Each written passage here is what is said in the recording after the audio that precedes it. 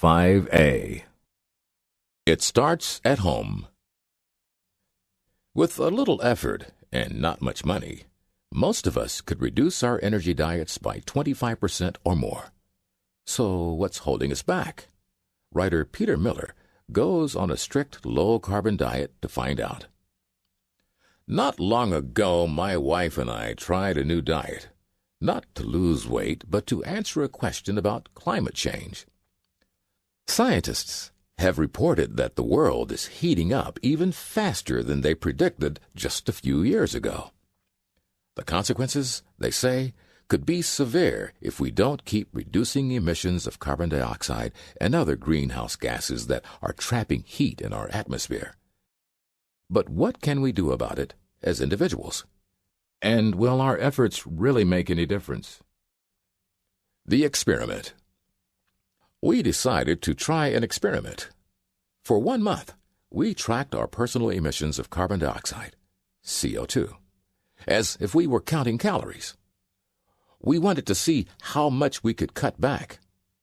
The average U.S. household produces about 150 pounds, 68 kilograms, of CO2 a day by doing commonplace things like turning on air conditioning or driving cars. That's more than twice the European average and almost 5 times the global average.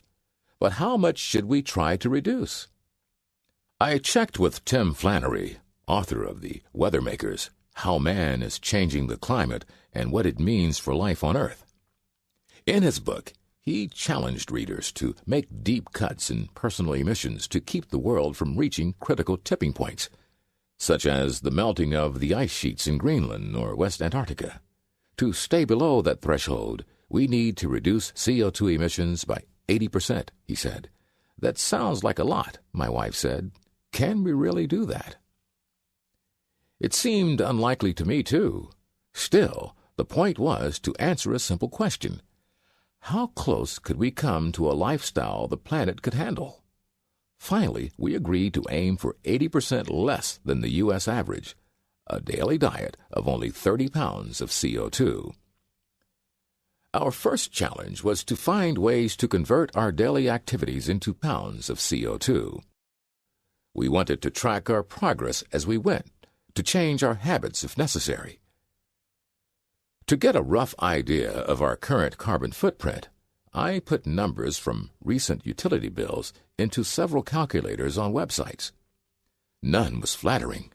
The Environmental Protection Agency, EPA, website figured our annual CO2 emissions at 54,273 pounds, 30% higher than the average American family with 2 people. The main culprit was the energy we were using to heat and cool our house. Clearly, we had further to go than I thought. The diagnosis. We got some help in week 2 from a professional house doctor, Ed Minch, of Energy Services Group in Wilmington, Delaware.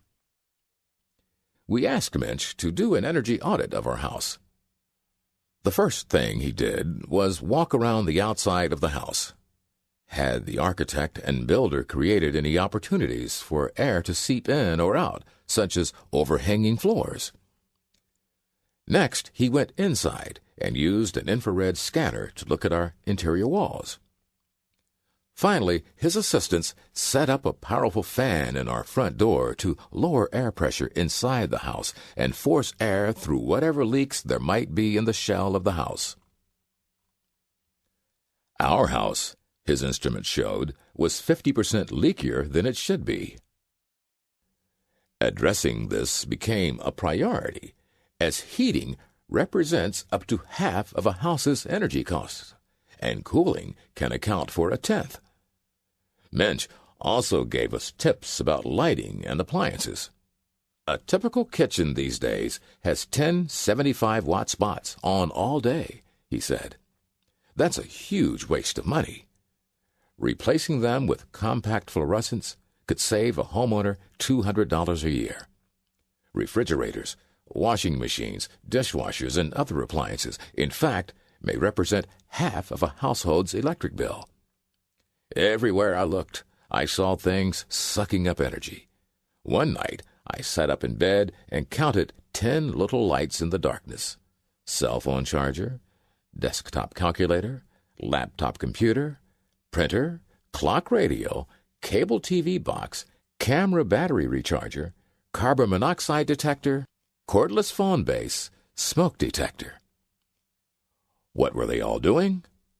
A study by the Lawrence Berkeley National Laboratory found that vampire power sucked up by electronics in standby mode can add up to 8% of a house's electric bill.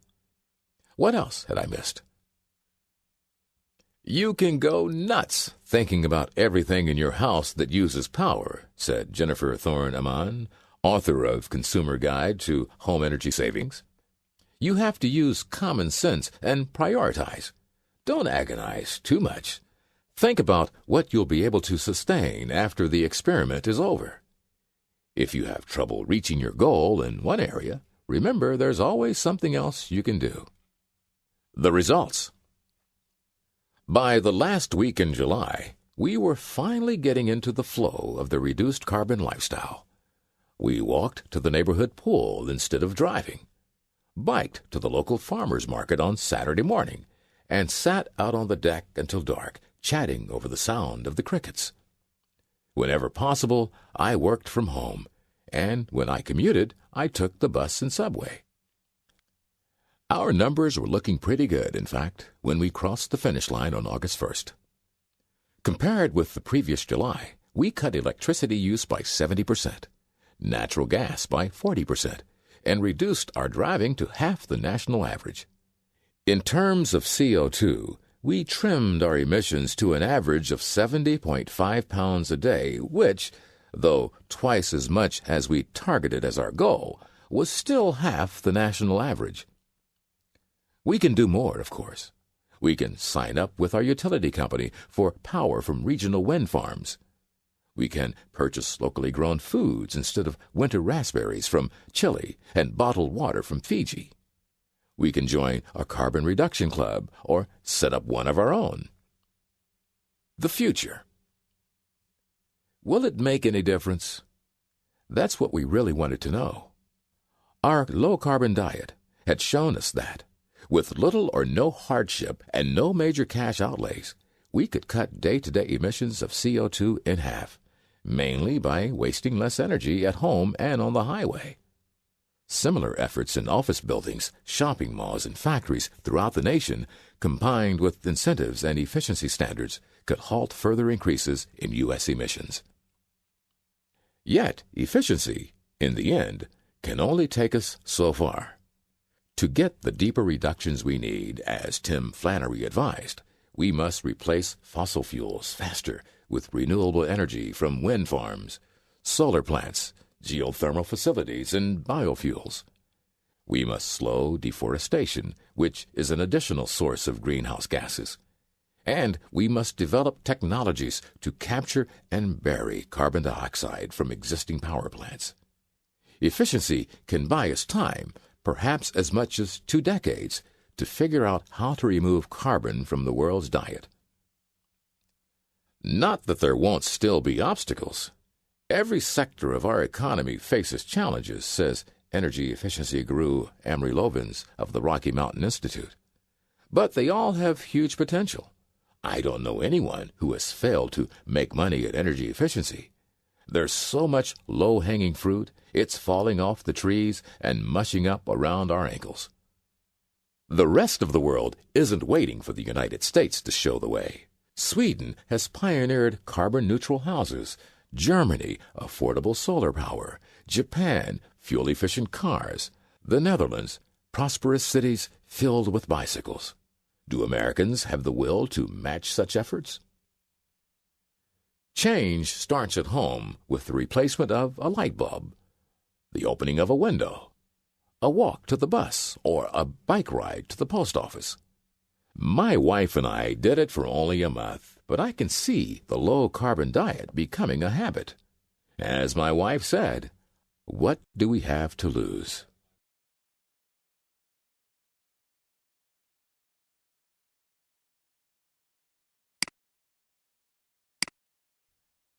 (5B) Plugging into the sun. Sunlight bathes us in far more energy than we could ever need if we could just catch enough. Early on a clear November morning in the Mojave Desert, a full moon is sinking over the gigawatt glare of Las Vegas. Nevada Solar One is sleeping, but the day's work is about to begin. It is hard to imagine that a power plant could be so beautiful.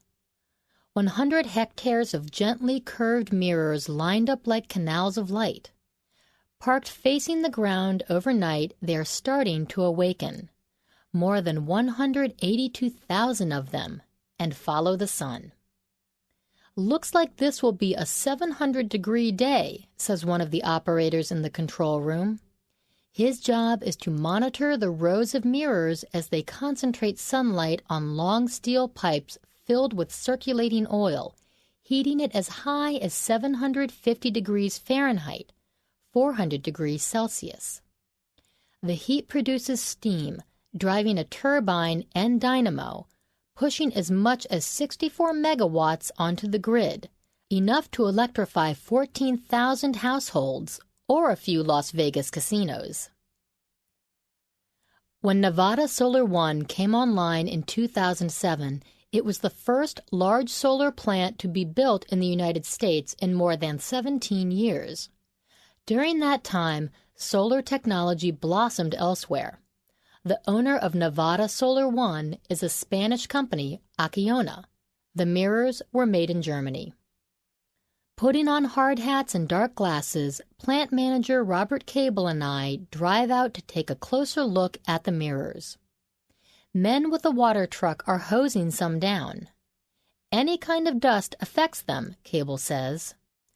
On a clear summer day with the sun directly overhead, Nevada Solar One can convert about 20% of the sun's rays into electricity. Gas plants are more efficient, but this fuel is free, and it doesn't emit planet-warming carbon dioxide.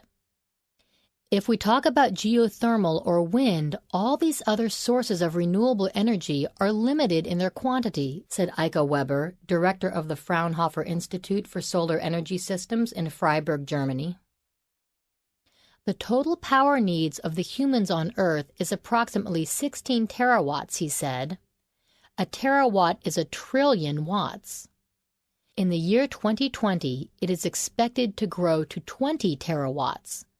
The sunshine on the solid part of the Earth is 120,000 terawatts. From this perspective, energy from the sun is virtually unlimited. Tapping the sun. Solar energy may be unlimited, but its potential is barely tapped.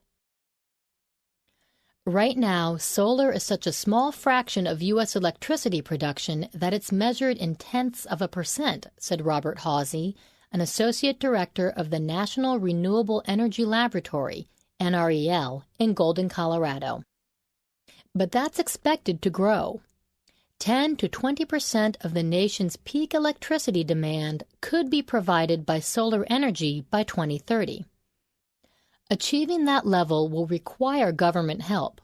Nevada Solar One was built because the state had set a deadline requiring utilities to generate 20% of their power from renewable sources by 2015. During peak demand, the solar plant's electricity is almost as cheap as that of its gas-fired neighbor, but that's only because a 30% federal tax credit helped offset its construction costs. The aim now is to bring down costs and reduce the need for subsidies and incentives. To achieve this, NREL's engineers are studying mirrors made from lightweight polymers instead of glass, and tubes that will absorb more sunlight and lose less heat.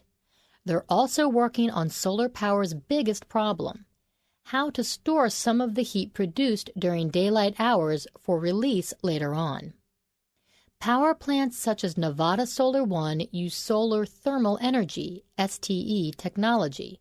In other words, collecting the sun's rays via mirrors to produce thermal energy, heat. Another method is to convert sunlight directly into electricity with photovoltaic PV panels made of semiconductors such as silicon. Back in the 1980s, an engineer named Roland Holstrom calculated that if PV panels covered just 0.3% of the United States, they could electrify the entire country. 20 years later, PV panels still contribute only a tiny amount to the nation's electricity supply. But on rooftops in California, Nevada, and other states with good sunshine and tax incentives, they are increasingly common, almost as familiar as air conditioners. Though not yet as developed as solar thermal, they may have a brighter future. Two American companies, First Solar and NanoSolar, say they can now manufacture thin-film solar cells at a cost of around $1 a watt, close to what's needed to compete with fossil fuels. Germany's solar solution. On a cold December morning west of Frankfurt, Germany, fog hangs frozen in the trees and clouds block the sun. In the town of Moorbach, the blades of a 330-foot-high wind turbine appear and disappear in the gloom. Down below, a field of photovoltaic panels struggle for light. Considering its unpredictable weather, who would have thought that Germany would transform itself into the largest producer of photovoltaic power in the world? A fraction of Germany's 5-gigawatt photovoltaic power comes from centralized plants like the one at Moorbach. With land at a premium in Germany, solar panels can be found mounted on rooftops, farmhouses, even on soccer stadiums and along the Autobahn. The panels dispersed across the German countryside are all connected to the national grid. The solar boom has completely transformed towns like sunny Freiburg, as the tourist brochures call it, which sits at the edge of the Black Forest in the southern part of the country. Towering walls of photovoltaics greet visitors as they arrive at Freiburg's train station. Across the street from a school covered with photovoltaic panels is Solarsiedlung, Solar Settlement, one of the town's condominium complexes. "We are being paid for living in this house," said Wolfgang Schnurre, one of Solarsiedlung's residents. The day before, when snow covered the roof, Schnurre's system produced only 5.8 kilowatt hours, not enough power for a German household. But on a sunny day in May, it yielded more than 7 times that much. In Germany, regulations require utility companies to pay even the smallest PV producers a premium of about 50 euro cents a kilowatt hour. In 2008, Schnurre's personal power plant yielded over 6,000 kilowatt hours, more than double what the family consumed. When they subtracted their usage from the amount they produced, the family found they were more than 2,500 euros, nearly $3,700 in profit. Anybody who installs a PV system is guaranteed above market rates for 20 years, the equivalent of an 8% annual return on the initial investment. "It is an ingenious mechanism," Eiko Weber said. "I always say the United States addresses the idealists, those who want to save the planet. In Germany, the law addresses anyone who wants to get 8% return on his investment for 20 years.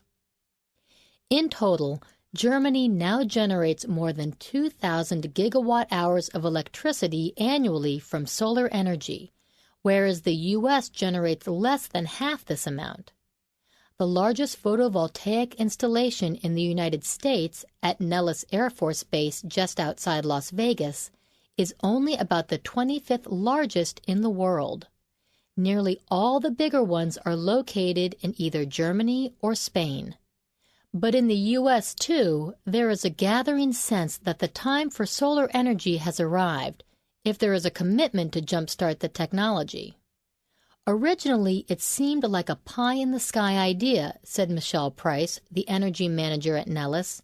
"It didn't seem possible. Many things seem possible now."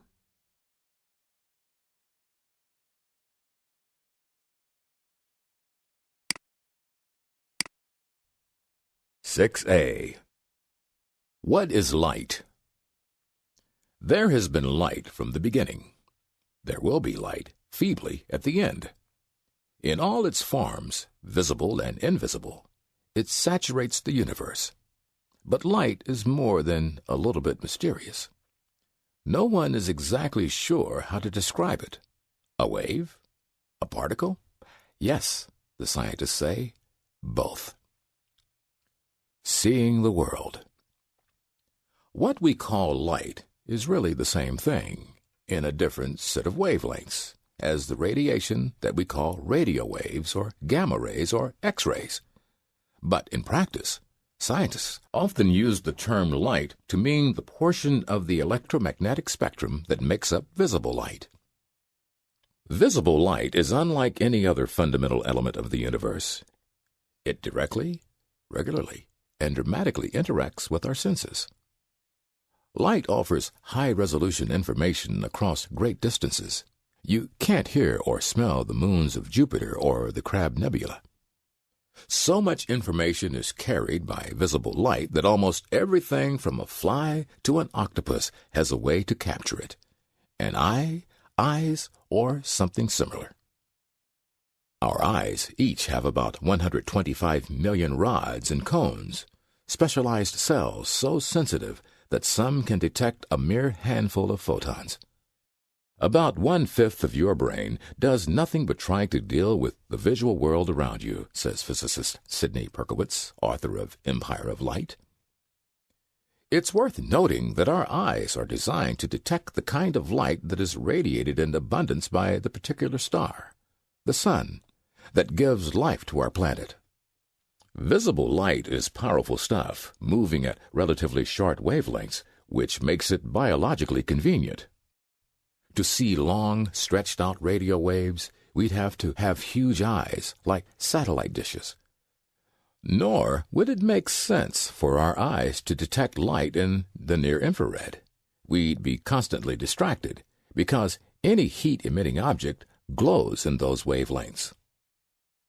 If we were seeing infrared, says physicist Charles Townes, all of this room would be glowing. The eye itself is infrared. It's warm. We don't want to detect all of that stuff. Fire in the eye. If it is hard for us to understand light, for the ancients it was much harder. Lacking scientific instruments, they could probe the nature of light only with their inventive minds. Light is the activity of what is transparent, declared the Greek philosopher Aristotle. This transparency was an essential property of various substances. When activated by sun or fire, it was said to produce light and color. The 5th century B.C. philosopher and poet Empedocles had the brilliant idea that light is a substance emitted by the sun, and that we are not conscious of its movement because it moves too fast. But he also subscribed to the notion of fire within the eye, comparing the eyes to lanterns. Many Greeks, including Plato and Euclid, shared this belief that the eyes produce a kind of visual ray. It explained the curious fact that sometimes we look in the direction of an object but fail to notice it immediately. The ray, it was assumed, must strike the object directly before it can be seen. Aristotle was among those to point out that if this were true, we'd be able to see in the dark.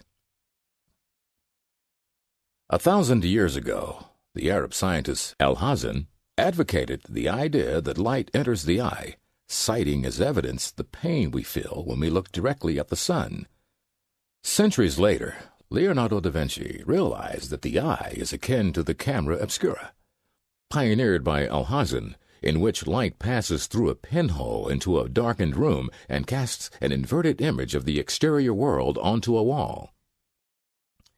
In the early 17th century, French philosopher René Descartes did a rather dramatic examination of the eyeball of an ox, scraping away the back of the eye and peering through it. He saw that the eye captures an inverted, upside-down image of the world.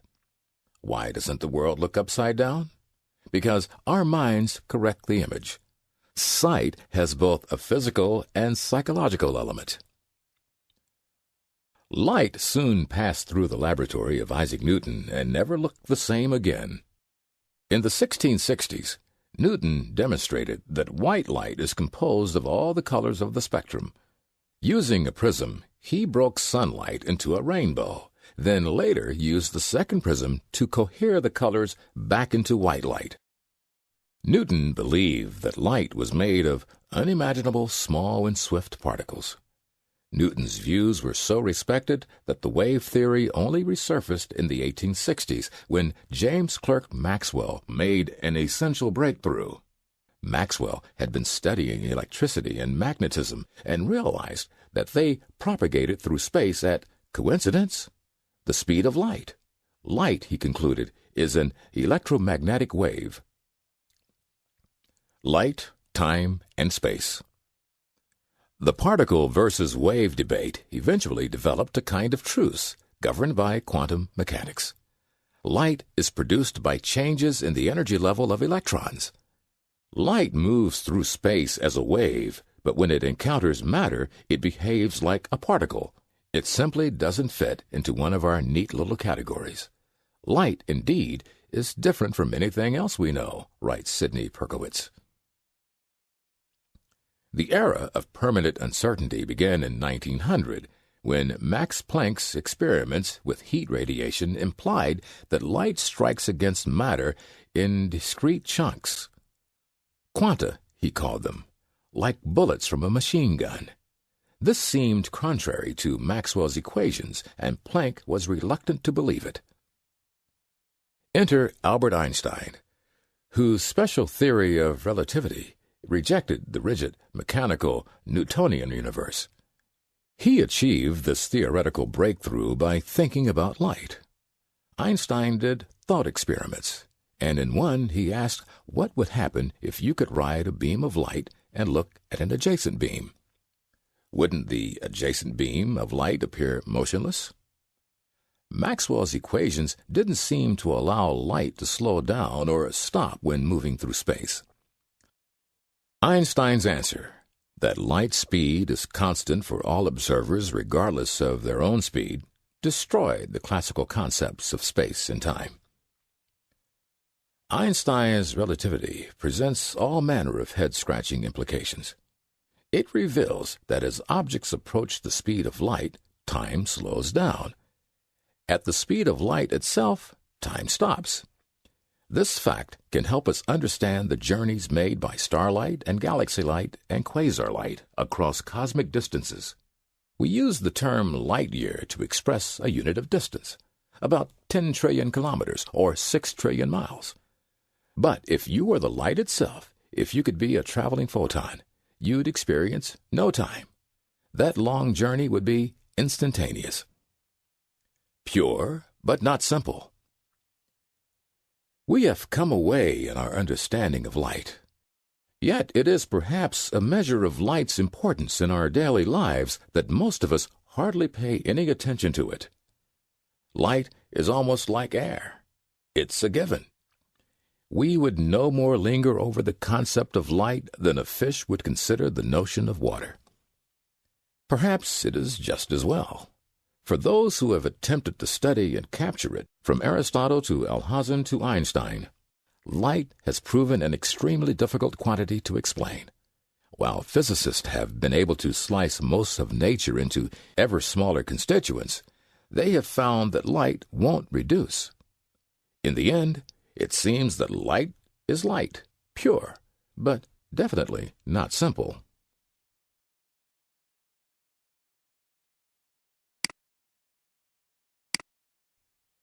(6b) Light engineering. We use light today for everything from laser eye surgery to telephone technology.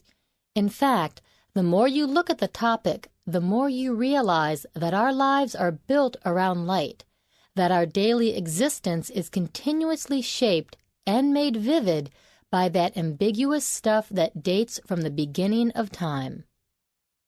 This is a very pure straight beam. Charles Towns was showing me a helium neon laser in his laboratory at the University of California at Berkeley. He has hundreds of lasers, including some that arrive in the mail as gifts, lasers smaller than matchboxes, green lasers soothing to the eye, all the various descendants of technology that Townes, together with his brother-in-law Arthur Schawlow, invented in the 1950s. Light normally spreads out rapidly in all directions. A laser coheres and amplifies the light in a narrow beam. The key to producing this beam is the basic atomic principle that says that photons, light as particles, can be captured or emitted by atoms. When an electron changes from a high energy or excited state to a low energy state, its atom will emit a photon. A laser exploits this process. A laser starts with a crystal or other medium whose atoms are prone to excitement. These atoms are hit with light, causing their electrons to do a little dance. When they calm down, they release excess energy as photons. Those photons, in turn, induce more electron dancing, which creates more photons, a chain reaction. It is physics, not magic, that causes more light to come out than went in. The arrival of the laser was greeted by some parts of the media as the start of a new era of military death rays, similar to the Martian heat ray in H.G. Wells' The War of the Worlds. But a half-century ago, Townes and Schawlow weren't actually sure what could be done with their invention. They just knew they'd figured out a way to make light shine strong and straight. It's hard to overstate the usefulness of a tool that makes light shine straight. People used to kid me. Lasers are a solution looking for a problem, Townes says. He thinks about that every time he goes to the checkout line at the grocery store, where light is used to scan the price of every product. When you make a long-distance phone call, your words are transmitted by laser light along a fiber optic cable. A laser reads the CD in a CD player. When a friend comes to me and says laser surgery saved his eyesight, that's a very emotional thing, Townes says. The world's largest laser is about an hour east of San Francisco in the National Ignition Facility, NIF, at the Lawrence Livermore National Laboratory.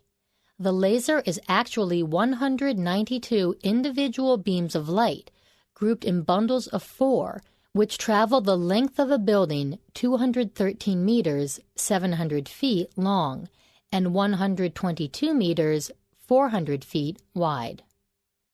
Each laser bounces off a mirror into a target chamber, a 9-meter diameter sphere that looks somewhat like an enormous golf ball from outer space. Inside the chamber, the laser beams crash into a gold-plated cylinder containing a gas-filled pellet. The gases in the pellet, under the pressure of all this light, compress to the point where they induce nuclear fusion.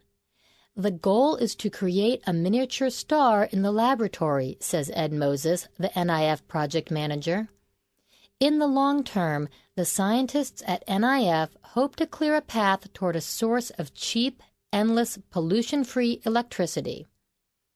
According to physicist Vorn Dragu, NIF will produce more power in a 1 nanosecond laser pulse than all the power generated in the rest of the world at that moment.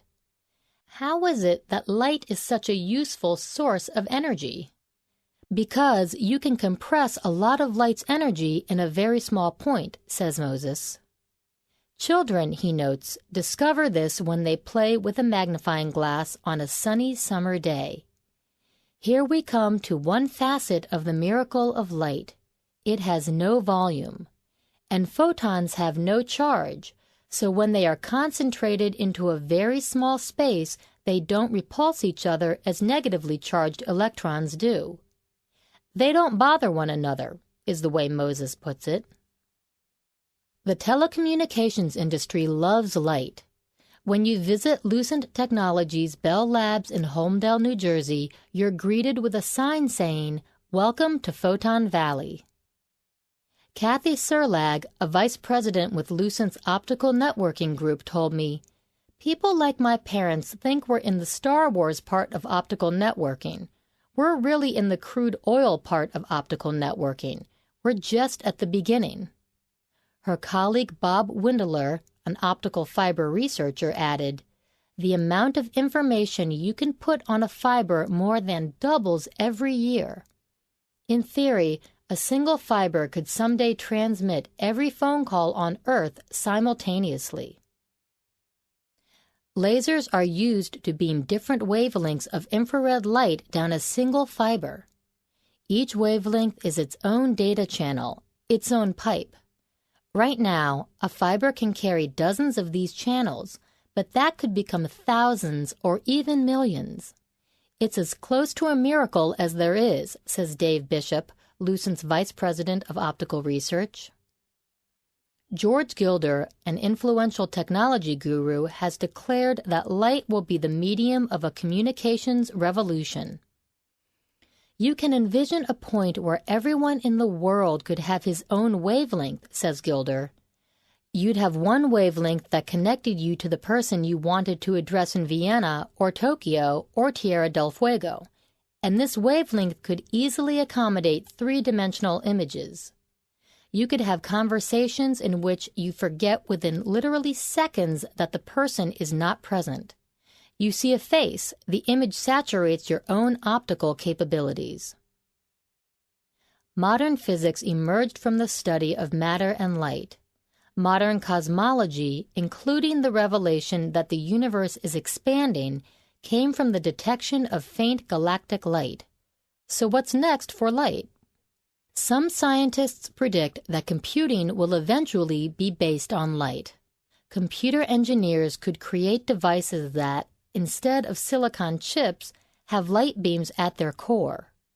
Light could even become the main power source for long-distance space travel. The spaceship would have an ultra-thin sail to catch the wind of light beamed from an Earth-based laser. In theory, such a craft could accelerate to a sizable fraction of the speed of light without carrying fuel. What's certain is that light is going to remain extremely useful for industry, science, art, and our daily comings and goings. It's an amazing tool, a carrier of beauty, a giver of life. It surely has a very bright future.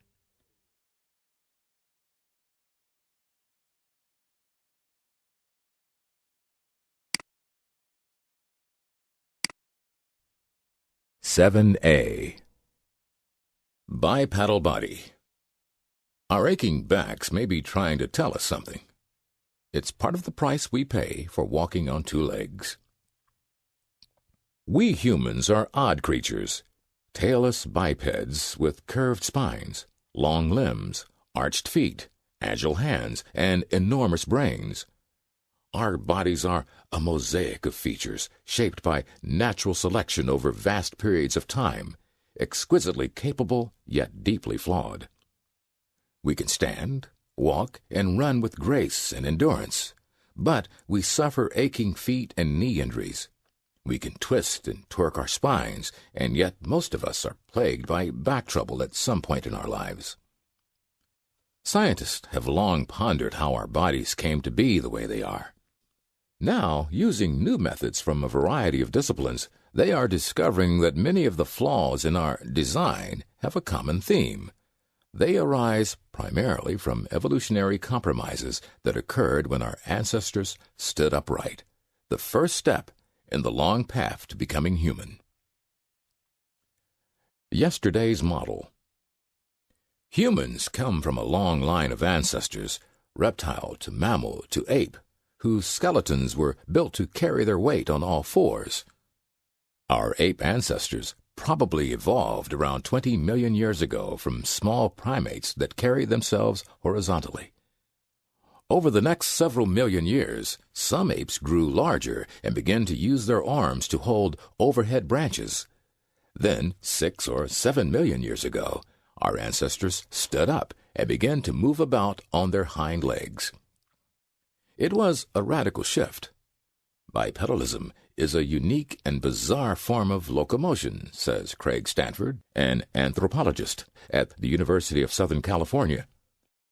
Of more than 250 species of primates, only one goes around on two legs. Stanford and many other scientists consider bipedalism the key defining feature of being human. Evolutionary biologists agree that shifts in behavior often drive changes in anatomy. Standing upright launched a series of anatomical alterations. The method of upright walking is so different from walking on all fours that bones from the neck down had to change. To support the body's weight and absorb the forces of upright locomotion, joints and limbs and the spine enlarged, and the foot evolved an arch. The pelvis evolved from the ape's long, thin paddle into a wide, flat saddle shape, which thrust the weight of the trunk down through the legs and allowed for the attachment of large muscles. Upright citizens. At his laboratory in the anthropology department at Harvard University, Dan Lieberman uses biomechanical studies to see how we use our body parts in various aspects of movement. These experiments on walking and running illuminate just how astonishing a feat of balance, coordination, and efficiency is upright locomotion. The legs on a walking human body act not unlike inverted pendulums. Using a stiff leg as a point of support, the body swings up and over it in an arch, so that the potential energy gained in the rise roughly equals the kinetic energy generated in the descent. By this trick, the body stores and recovers so much of the energy used with each stride that it reduces its own workload by as much as 65%. Compare this with the chimp, Lieberman says. Chimps pay a hefty price in energy for being built the way they are. They can't extend their knees and lock their legs straight as humans can. Instead, they have to use muscle power to support their body weight when they're walking upright, and they waste energy rocking back and forth. Chimps are our closest living evolutionary relatives and, as such, are well suited to teach us about ourselves. Almost every bone in a chimp's body correlates with the bone in a human body. Whatever skeletal distinctions exist are primarily related to the human pattern of walking upright. Two-legged walking in a chimp is an occasional transitory behavior. In humans, it is a way of life, one that carries with it several benefits, including freed hands. But upright posture and locomotion come with a number of uniquely human maladies. Aching back. Back pain is one of the most common health complaints. That most of us will experience back pain at some point in our lives raises the question of the spine's design. The problem is that the vertebral column was originally designed to act as an arch, explains Carol Ward, anthropologist and anatomist at the University of Missouri in Columbia. When we became upright, it had to function as a weight-bearing column. To support our head and balance our weight directly over our hip joints and lower limbs, the spine evolved a series of S-curves, a deep forward curve, or lordosis, in the lower back, and a backward curve, or kyphosis, in the upper back. This system of S-curves is energetically efficient and effective for maintaining our balance and for bipedal locomotion, Ward says. But the lower region of the column suffers from the excessive pressure and oblique force exerted on its curved structure by our upright posture. Lean back, arching your spine. You're the only mammal in the world capable of this sort of back bend. Feel a cringing tightness in your lower back? That's the vertical joints between your vertebrae pressing against one another as their compressive load increases. The curvature in your lower spine requires that its building blocks take the shape of a wedge, with the thick part in the front and the thin part in the back. But in the lower back region, where the load is heaviest and the wedging most dramatic, strains such as heavy lifting or hyperextension can cause your lowest vertebrae to slip or squish together. When the vertebrae are pressured in this way, the discs between them may herniate or bulge out, impinging on spinal nerves and causing pain. Or the pressure may pinch the delicate structures at the back of the vertebrae, causing a fracture called spondylosis. Considering the pressures of natural selection, why are such seriously debilitating diseases still prevalent? Anthropologist Bruce Latimer believes the answer lies in the importance of lordosis for upright walking. Selection for bipedality must have been so strong in our early ancestors that a permanent lordosis developed despite the risk it carries for spondylosis and other back disorders. Unlikely feet.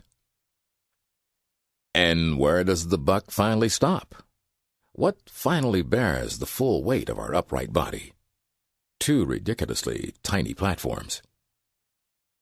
The human foot has rightfully been called the most characteristic peculiarity in the human body, says Will Harkert Smith, a paleontologist at the American Museum of Natural History. For one thing, it has no thumb-like opposable toe. We're the only primate to give up the foot as a grasping organ. This was a huge sacrifice. The chimp's foot is a brilliantly useful and versatile feature essential to tree climbing and capable of as much motion and manipulation as its hand. The human foot is designed to do just two things: propel the body forward and absorb the shock of doing so. Bipedality may have freed the hands, but it also yoked the feet. Harkert Smith studies foot bones of early humans with a new technique of geometric morphometrics, measuring objects in 3 dimensions. In all the fossil feet Harkert Smith studies, some type of basic human pattern is clearly present: a big toe aligned with the long axis of the foot, or a well-developed longitudinal arch, or in some cases a human-like ankle joint, all ingenious adaptations but fraught with potential problems. Because the foot is so specialized in its design, Harkert Smith says, it has a very narrow window for working correctly. In people with a reduced arch, fatigue fractures often develop. In those with a pronounced arch, the ligaments that support the arch sometimes become inflamed. When the carrying angle of the leg forces the big toe out of alignment, bunions may form, more of a problem for women than men because of their wider hips. What do we stand for?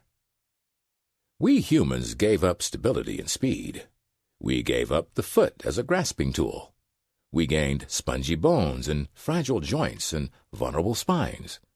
Given the trade-offs, the aches and pains and severe drawbacks associated with bipedalism, why get upright in the first place?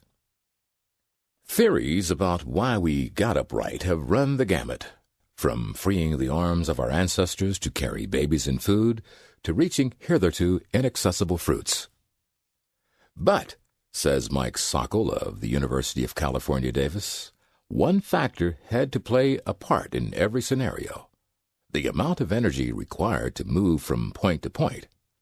If you can save energy while gathering your food supply, that energy can go into growth and reproduction. Studies suggest that at the time our ancestors first stood upright, perhaps 6 to 8 million years ago, their food supplies were becoming more widely dispersed.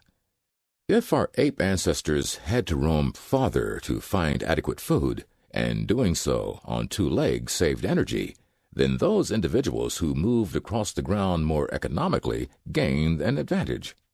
Scientists are the first to admit that much work needs to be done before we fully understand the origins of bipedalism. But whatever drove human ancestors to get upright in the first place, the habit stuck. They eventually evolved the ability to walk and run long distances. They created and manipulated a diverse array of tools.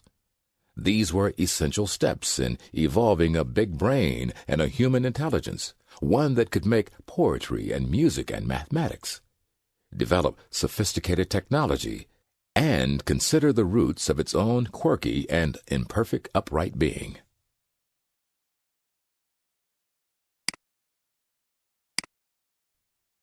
(7b) Tomorrow's People. Amanda Kitts is mobbed by 4- and 5-year-olds as she enters the classroom. "Hey kids, how are my babies today?" she says, patting shoulders and ruffling hair. Slender and energetic, she has operated this Knoxville, Tennessee daycare center and 2 others for almost 20 years. She crouches down to talk to a small girl, putting her hands on her knees. "The robot arm!" several kids cry. "You remember this, huh?" says Kitts, holding out her left arm.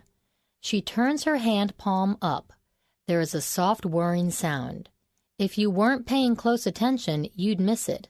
She bends her elbow, accompanied by more whirring.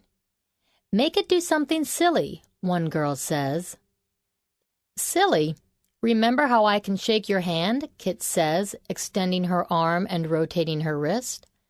A boy reaches out hesitantly to touch her fingers. What he brushes against is flesh-colored plastic, fingers curved slightly inward. Underneath are 3 motors, a metal framework, and a network of sophisticated electronics. The assembly is topped by a white plastic cup midway up Kitts' biceps, encircling a stump that is almost all that remains from the arm she lost in a car accident in 2006. Almost all, but not quite. Within her brain, below the level of consciousness, lives an intact image of that arm, a phantom. When Kitts thinks about flexing her elbow, the phantom moves.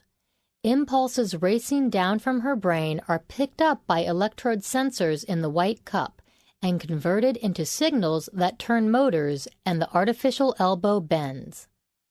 "I don't really think about it, I just move it," says the 40-year-old, who uses both this standard model and a more experimental arm with even more control. "After my accident, I felt lost. These days, I'm just excited all the time because they keep on improving the arm. One day I'll be able to feel things with it and clap my hands together in time to the songs my kids are singing." Kitts is one of Tomorrow's People, a group whose missing or ruined body parts are being replaced by devices embedded in their nervous systems that respond to commands from their brains. The machines they used are called neural prosthesis, or, using a term made popular by science fiction writers, bionics. The kind of prosthesis that Amanda Kitts uses is controlled by her brain. A technique called targeted muscle reinnervation uses nerves remaining after an amputation to control an artificial limb. It was first tried in a patient in 2002. 4 years later, Tommy Kitts, Amanda's husband, read about the research, which took place at the Rehabilitation Institute of Chicago, RIC. His wife lay in hospital at the time. The truck that had crushed her car had also crushed her arm from just above the elbow down. "I was angry, sad, depressed. I just couldn't accept it," she says. But the news Tommy brought her about the Chicago arm gave her some reassurance and some hope. It seemed like the best option out there, a lot better than motors and switches, Tommy says. Amanda actually got excited about it. Soon they were on a plane to Illinois. Todd Keegan, a licensed medical practitioner and biomedical engineer at RIC, was the person responsible for what the Institute had begun calling the bionic arm. He knew that nerves in an amputee's stump could still carry signals from the brain, and he knew that a computer in a prosthesis could direct electric motors to move the limb.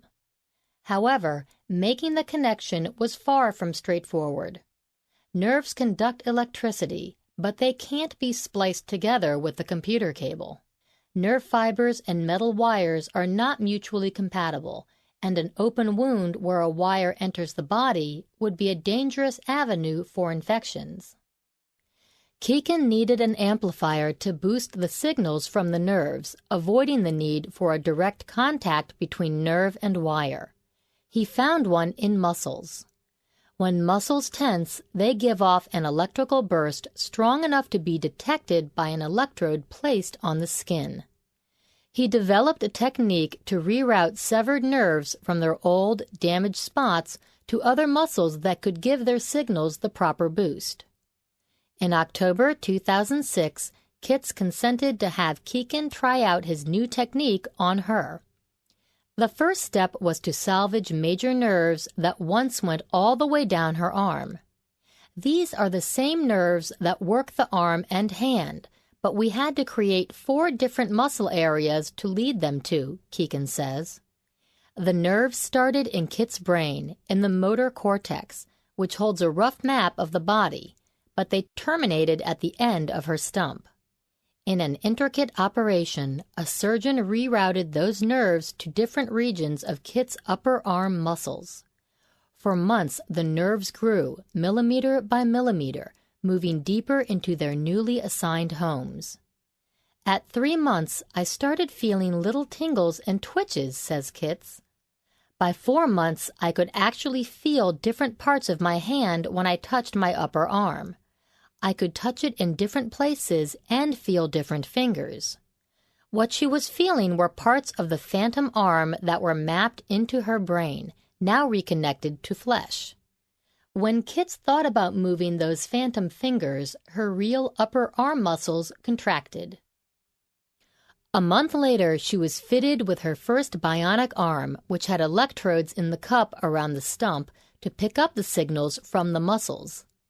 Now the challenge was to convert those signals into commands to adjust the elbow and hand. A storm of electrical noise was coming from the small region on Kit's arm. Somewhere in there was a signal that meant straighten the elbow or turn the wrist.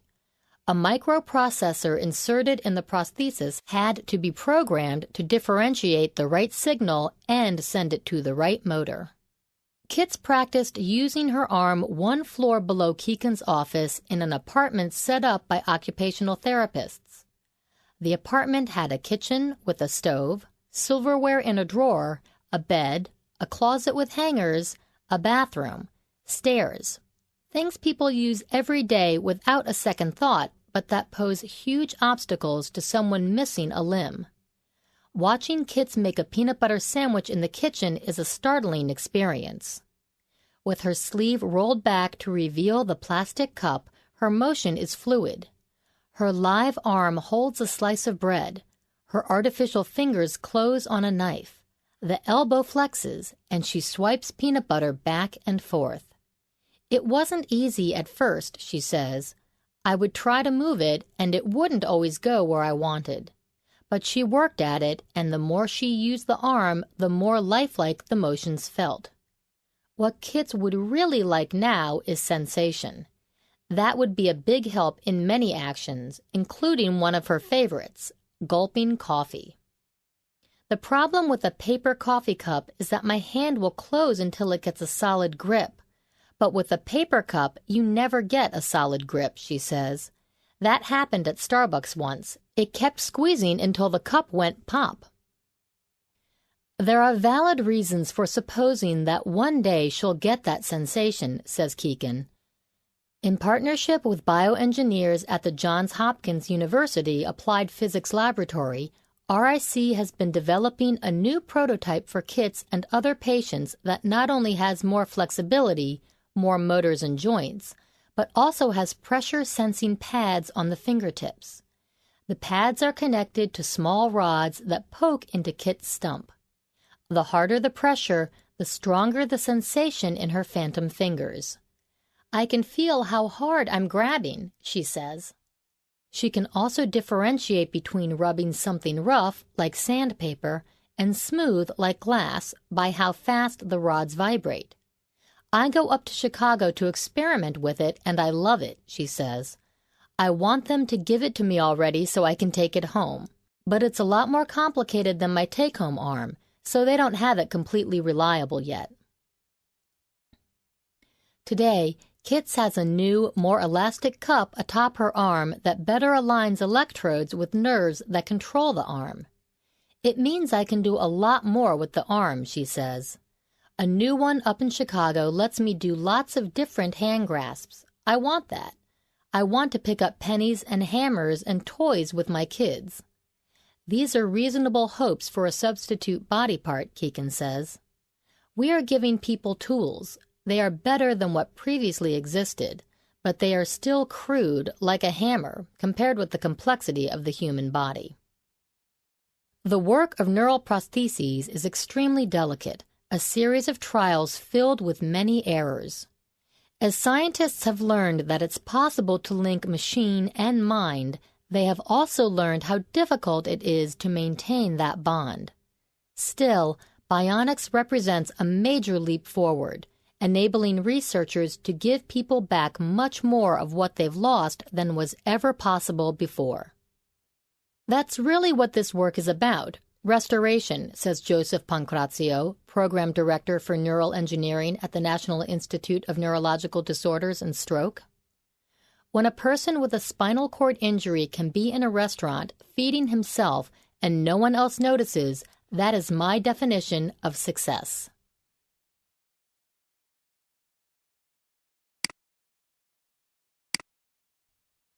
(8A) The Genius of Swarms. A single ant or bee isn't smart, but their colonies are. The reason, as writer Peter Miller discovers, is something called swarm intelligence. I used to think ants knew what they were doing. The ones marching across my kitchen counter looked so confident. I just figured they had a coherent plan, knew where they were going and what needed to be done. How else could ants create highways, build elaborate nests, organize epic raids, and do all the other things ants do? Turns out I was wrong. Ants aren't clever little engineers, architects, or warriors after all, at least not as individuals. When it comes to deciding what to do next, most ants don't have a clue. If you watch an ant try to accomplish something, you'll be impressed by how inept it is, says Deborah M. Gordon, a biologist at Stanford University. How do we explain, then, the success of Earth's 12,000 or so ant species? They must have learned something in 140 million years. Ants aren't smart, Gordon says. Ant colonies are.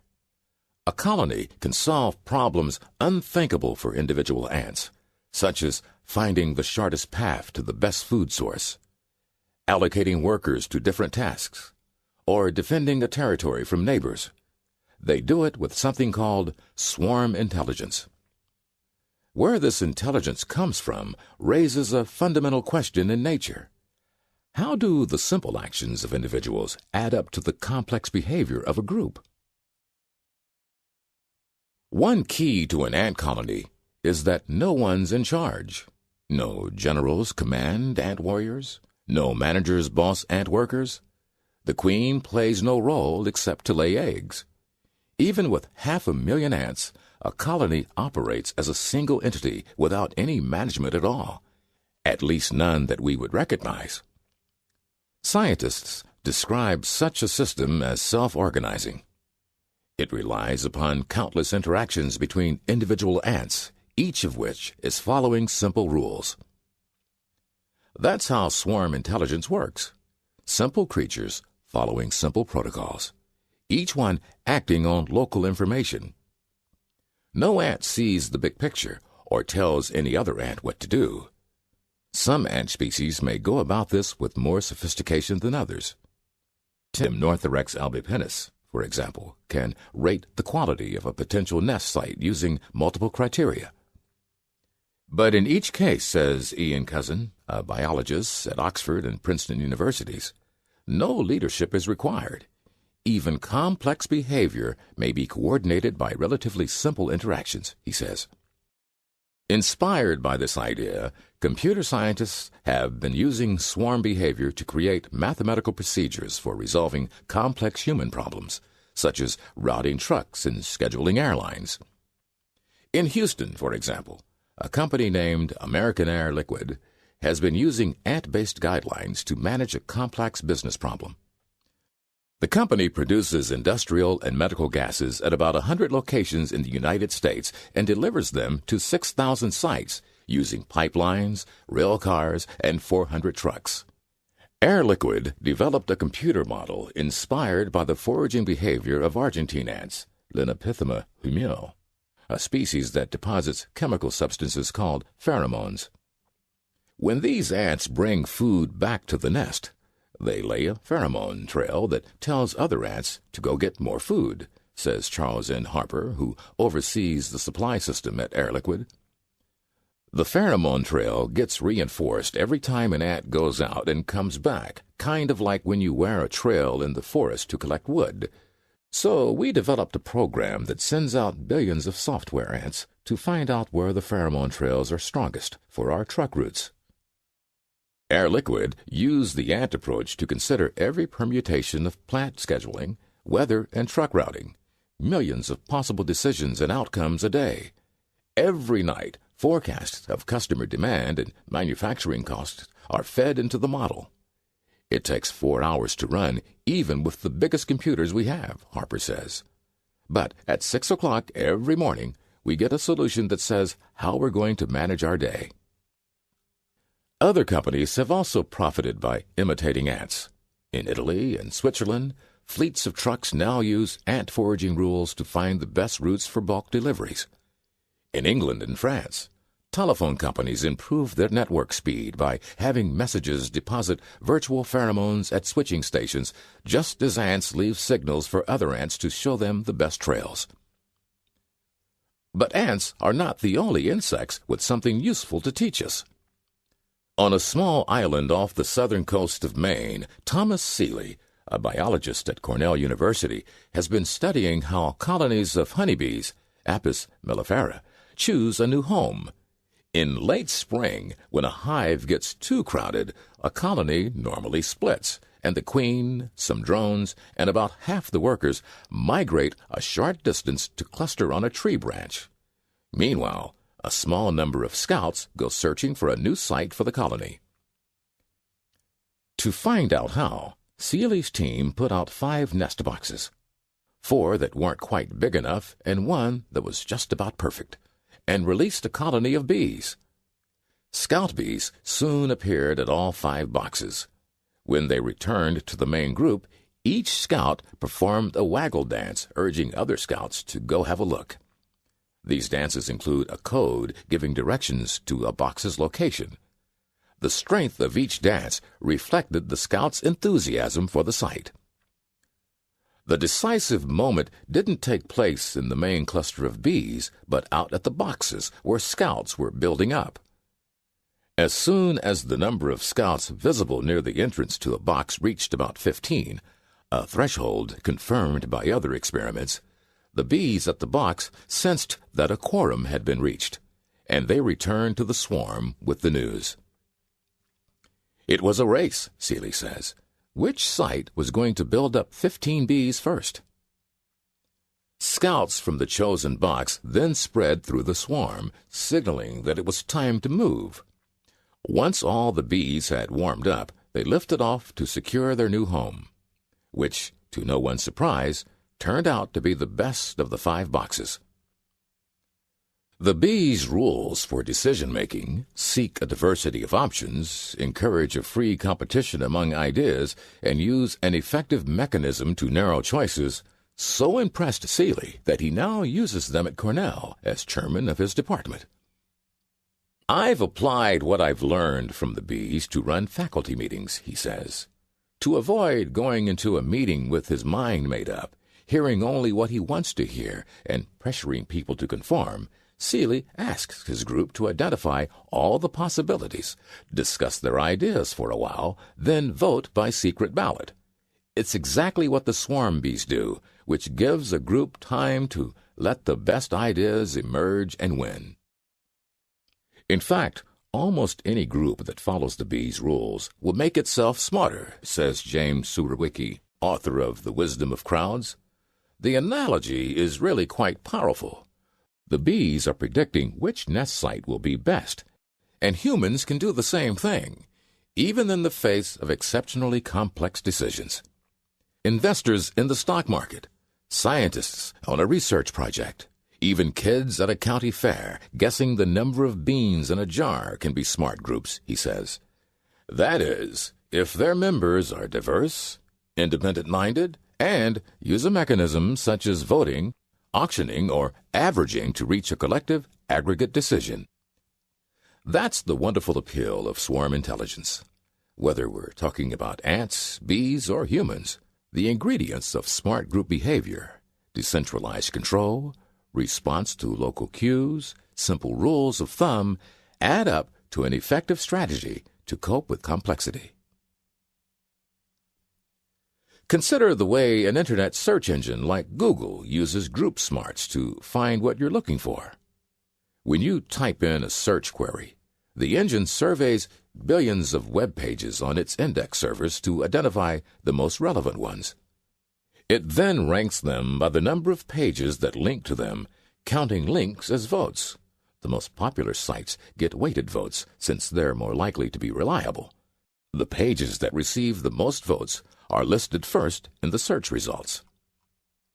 With free collaborative encyclopedias available to anyone online, it's now possible for huge numbers of people to think together in ways we never imagined a few decades ago, says Thomas Malone of MIT's New Center for Collective Intelligence.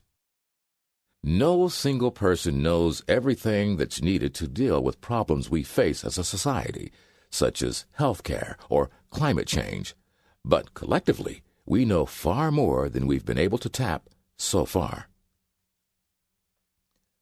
Such thoughts underline an important truth about collective intelligence. Crowds are wise only if individual members act responsibly and make their own decisions. A group won't be smart if its members imitate one another, unthinkingly follow fads, or wait for someone to tell them what to do. When a group is being intelligent, whether it's made up of ants or attorneys, it relies on its members to do their own part. For those of us who sometimes wonder if it's really worth recycling that extra bottle to lighten our impact on the planet, the fact is that our actions matter, even if we don't see how. A honeybee never sees the big picture any more than you or I do, says Thomas Seeley, the bee expert. None of us knows what society as a whole needs, but we look around and say, oh, they need someone to volunteer at school, or mow the church lawn, or help in a political campaign. If you're looking for a role model in a world of complexity, you could do worse than to imitate an ant or a bee.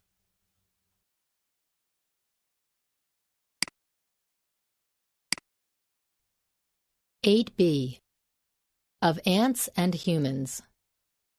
E.O. Wilson, one of the world's foremost authorities on biodiversity, discusses his lifelong love of the natural world, including its smallest members. How did you develop a passion for nature? When I was 9 years old and living in Washington, D.C., I somehow got excited about the idea of expeditions to far-off jungles to collect the sorts of things you saw in National Geographic. So I decided I would do some expeditions to Rock Creek Park, and I got bottles and everything, and I started collecting there. I would go on my own and wander for hours. Then I went to the National Zoo, which was paradise on earth for me. How could you avoid becoming a naturalist in that kind of environment? Is that kind of exploration a rarer experience for kids today? I worry about that. I have no data, but it appears to me that many of our young people are staying at home or being influenced by an increasingly stimulating artifactual world. Fake nature, sci-fi movies, videos, being drawn into lives that are pursued in front of a computer. That's a trend that would take young people away from a naturalist's experience. But there are counter-influences. More people go to zoos in the U.S. than attend professional sports. Did you know that? There's a strong pull remaining that I think is primal. Darwin loved beetles. What was it about ants for you? Originally, I was going to work on flies because I felt that that was a wide-open area to do exploration, but I couldn't get the special insect pins to collect them. It was 1946, just after the Second World War, and those pins were not available, so I turned to ants because I could collect them in bottles of alcohol. Do some say that this isn't serious science, it's just collecting? Well, when people say that sort of thing, you can respond quickly that you're not going to get anywhere until you do this science. And furthermore, you're going to make all sorts of new discoveries while you're doing it. You never know when someone is going to be looking for some kind of lead in this growing body of information from mapping life on Earth. For instance, someone might say, "What I need for my work is an ant that hunts underwater and walks around submarine fashion, and then comes out and goes back to a dry nest. Does any such thing exist?" It turns out, yes. A submarine ant? Yes, in Malaysia, on the pitcher plant Nepenthes. This plant collects water in which insects fall and drown, and there are substances in the water that help digest the insects. Nepenthes gets organic material from the insects it captures. There is this ant that lives on Nepenthes, and all the workers walk in right down into the mouth of hell. They just walk right in submarine-like and pick up insects that have fallen to the bottom. Are you doing any field trips these days? I get together with younger ant specialists. They all seem younger to me these days, and we go into the field. It's a joyous activity. On a recent trip to the Dominican Republic, we went to 8,000 feet, 2.4 kilometers. Most people don't know the Dominican Republic has mountains. We were all the way up in cold pine forests, discovering new species at every mountain site. There's no feeling that the world has been conquered now? Oh no, that's the point. We're just beginning exploration.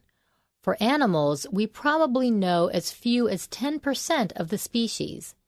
Even in a fairly familiar group like ants, we're discovering them right and left. I estimate that maybe half the ants in the world remain undiscovered. How well did Darwin know his ants? Darwin knew his ants very well. He spent a lot of time watching ants. And part of the reason was that ants exemplified a peculiarity that he said might have proved fatal to his theory of evolution. And that potential flaw was that worker ants are so completely different from queen ants, yet they are sterile. So how would you explain that by natural selection? If worker ants couldn't have offspring, how are their traits developed and passed on? The problem was how this kind of self-sacrifice, tending the queen while giving up reproduction, evolved. Yes, and Darwin solved the problem. What counts is the group, and that worker ants are just part of the colony, just an extension of the queen. Her heredity is what matters. If she is producing separate organisms that serve her purpose, then altogether these colonies can prevail over solitary individuals. That was the solution. And actually, that isn't too far from the way we see it today. The most recent theories are spelled out in a forthcoming book that Bert Holdebler and I are writing called The Superorganism. Why that title? The colony is the next level of biological organization. The colony, by group selection, has developed traits that could not be possible otherwise: communication, the caste system, cooperative behavior. It's a unit of activity and of evolution. One colony against another is what's being selected. This happens to be close to Darwin's idea, but in modern genetic terms. How does this kind of social behavior get started? It has to do with defense against enemies. Naturalists have discovered more and more groups that have altruistic workers and soldiers: ants, termites, certain beetles, shrimp, and even a mammal, the naked mole rat. What's consistently the case is that these animals have a resource, usually a place to live with food, that's very valuable. If you're a solitary individual and you build a chamber like that, somebody could chuck you out. The idea is that these lines are going to find it advantageous to develop sterile castes for maintaining and protecting the colony. So this is a story about community and home. I've learned my lesson about jumping from ants or sponges to humans. But it does, in my opinion, call for another look at human origins. Anthropologists now pretty much agree that a major factor in human origins was having a habitation, a campsite, which allowed for some specialization, where some stayed and looked after the site and the young and so on, while others ventured out to bring food back. And the pressures from predators must have been pretty intense. But we don't have sterile castes. No, we have a division of labor. That is very true, and that's a fundamental difference between us and insects and these other creatures, and that's why we have to be very careful about drawing analogies. Because human beings are so flexible and intelligent, we can divide labor without physical castes. That system has worked pretty well for ants. They dominate ecosystems. In tropical forests, from one study, ants alone make up 4 times the weight of all the land vertebrates put together: amphibians, reptiles, birds, mammals. The weight of all the ants in the world is roughly the weight of all the humans, to the nearest order of magnitude. They are the principal predators of small animals, the principal scavengers in much of the world, and the principal turners of the soil. It's interesting that ants and humans are both social and that both dominate their environment. Sure enough, we're the one highly social vertebrate with altruism and high levels of division of labor, though not sterility. We're the one species that has reached this level, and we dominate. We also have a tremendous effect on other species. More than any kind of ant, but I'm always at risk of having it said, "That nut wants to compare ants and humans." Well, obviously not. Beyond the fact that we both reached high levels of social behavior based on altruism and division of labor, the resemblance between humans and ants pretty much comes to an end. For example, they communicate almost entirely by taste and smell. They live in a sensory world that's totally different from humans. It's like ants are from another planet. And ants are constantly at war. Well, so are we, but they are the most warlike of animals. It makes you wonder whether war and complex societies go together. It may turn out that highly evolved societies with this level of altruism tend strongly to divide into groups that then fight against each other. We humans are constantly at war and have been since prehistory.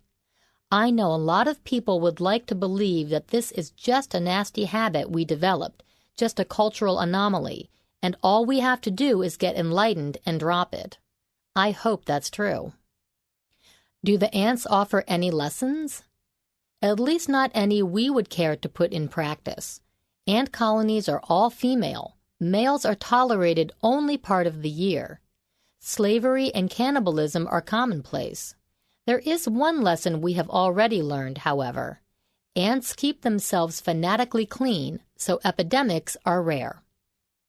But now ants and many other creatures are threatened with extinction. Are you hopeful that we can save enough in time? Actually, I am. The best-funded global conservation organizations are now scoring successes in persuading developing countries to set up sustainable reserves. Sustainable meaning they provide an actual increase in the quality of life for people living in and around them. That doesn't take as much money as some have thought. It can be achieved in many of these countries where the greatest destruction is occurring because incomes may be just a few $100s a year. There are reasons to believe that where most of the biodiversity occurs, the tropical forest, grasslands, and shallow marine areas, a lot can be saved.